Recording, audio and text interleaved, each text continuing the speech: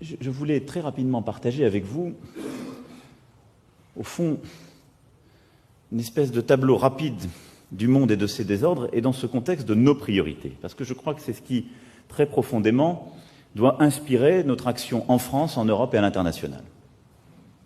Nous le vivons tous ensemble, ce monde. Et vous le connaissez mieux que moi, mais l'ordre international est bousculé de manière inédite.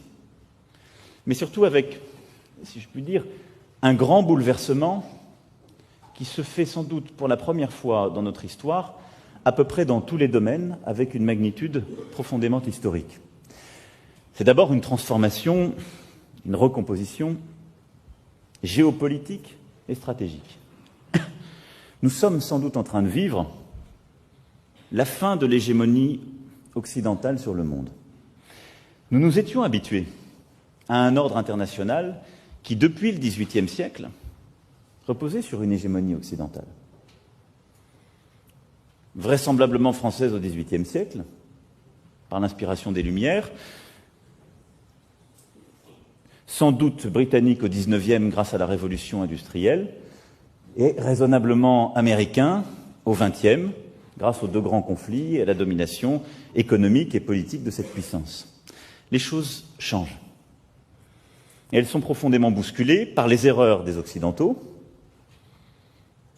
dans certaines crises, par les choix aussi américains depuis plusieurs années, et qui n'ont pas commencé avec cette administration, mais qui conduisent à revisiter certaines implications dans des conflits au Proche et Moyen-Orient et ailleurs, et à repenser une stratégie profonde, diplomatique et militaire, et parfois des éléments de solidarité dont nous pensions qu'ils étaient des intangibles pour l'éternité, même si nous nous avions constitués ensemble dans des moments géopolitiques qui pourtant aujourd'hui ont changé. Et puis, c'est aussi l'émergence de nouvelles puissances dont nous avons sans doute longtemps sous-estimé l'impact. La Chine au premier rang, mais également la stratégie russe, menée, il faut bien le dire, depuis quelques années avec plus de succès. J'y reviendrai.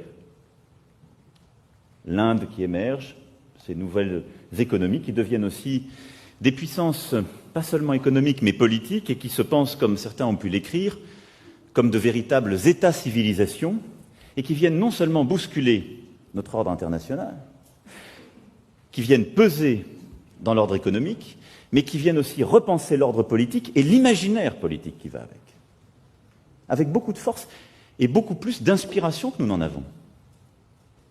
Regardons l'Inde, la Russie, la Chine. Elles ont une inspiration politique beaucoup plus forte que les Européens aujourd'hui. Elles pensent le monde avec une vraie logique, une vraie philosophie, un imaginaire que nous avons un peu perdu. Et donc,